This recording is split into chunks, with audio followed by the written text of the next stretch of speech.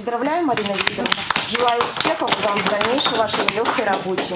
Marina oo nadiifiso ka ahayd dhismaha dowladda hoose ee magaalada Buvalik ee dalka Ruushka ayaa ku guuleysay tartanka doorashada duqa magaaladaas kadib markii ay la tartantay duqii hore ee ay u nadiifin jirtay xafiiskiisa.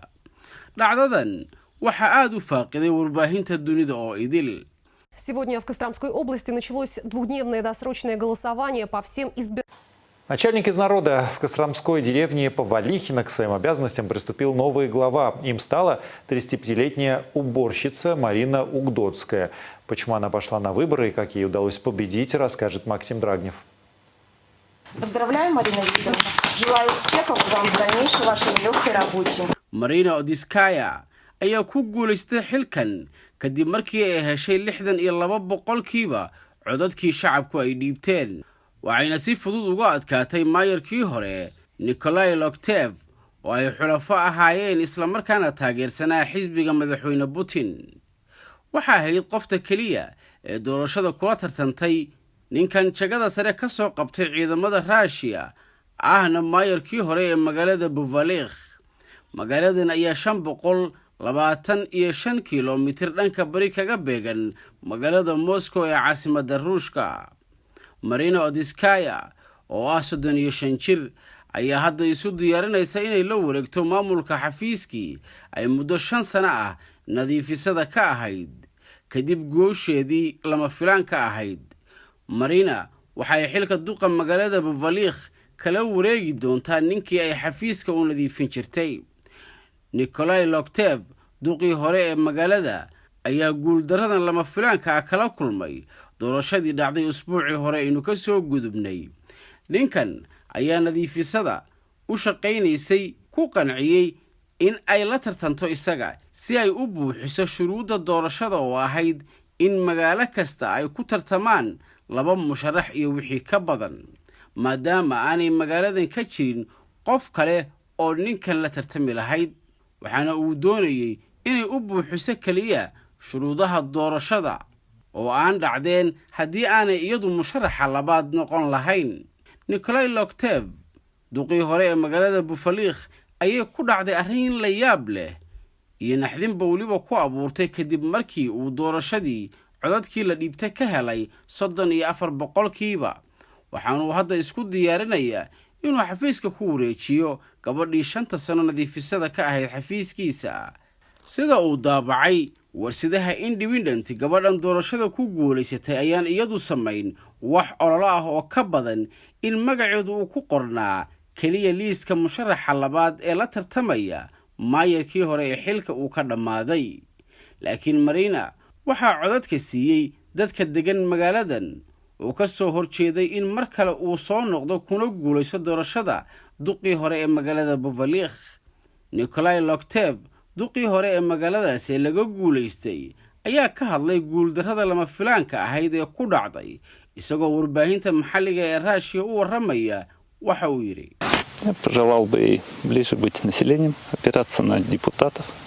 waxaan qabtay wax kasta oo lagama maarmaan u ahaa shaqada magaaladan. wax dhibaato ah kama jiraan hadda magaalada. guusha lama filaanka ah ee Marina Odiskaya waxaan si cad u oran karaa sababta ay ku timid waa inay dadku doonayeen isbedel. mucaaradka ka soo horjeeda madaxweyne Putin, Marina waxay u noqotay halyeeyad uga soo baxday meel aanay ka filayn maadaama ay ka guuleysatay nin ay xulafo ahaayeen madaxweynaha Russia Vladimir Putin. waraysi ay warbaahinta Russia siisay gabadha cusub ee la doortay ee Marina Odiskaya iyadoo dareenkeeda ka hadlaysa waxa ay tiri sidan: Сергеевича, да, я очень уважаю. Он пришел, ко мне попросил. И я, пошла ему навстречу. ma filayn in la ii dooranayo waayo anigu wax abaabula gebi ahaanba ma samayn. ma aanan gelin dadaal iyo juhdi badan doorashada. waxaanse filayaa in dadku naceen mudanahaygii hore aniguse ixtiraam ayaan u hayaa. dadku waxa ay diyaar u yihiin inay u codeeyaan wax kasta oo kale.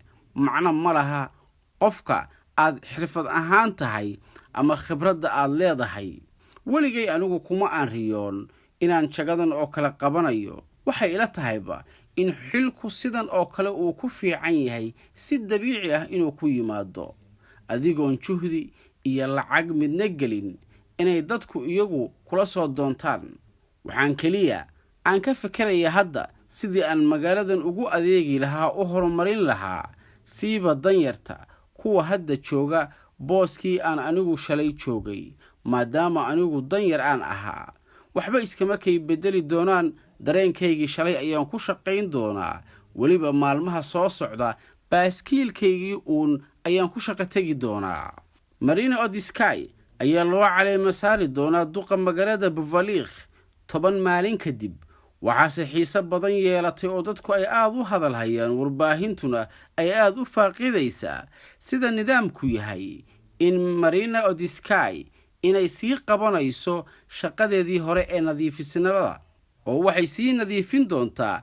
xafiiska ay ku shaqayn doonto ee loo doortay ilaa inta laga caleema saarayo sida uu qoray wargeyska Rokiskaya Gazeta oo ka soo baxa dalka Russia. Ну, потому что никто не шел больше. Решила помочь, раз нужен был человек на эту кандидатуру.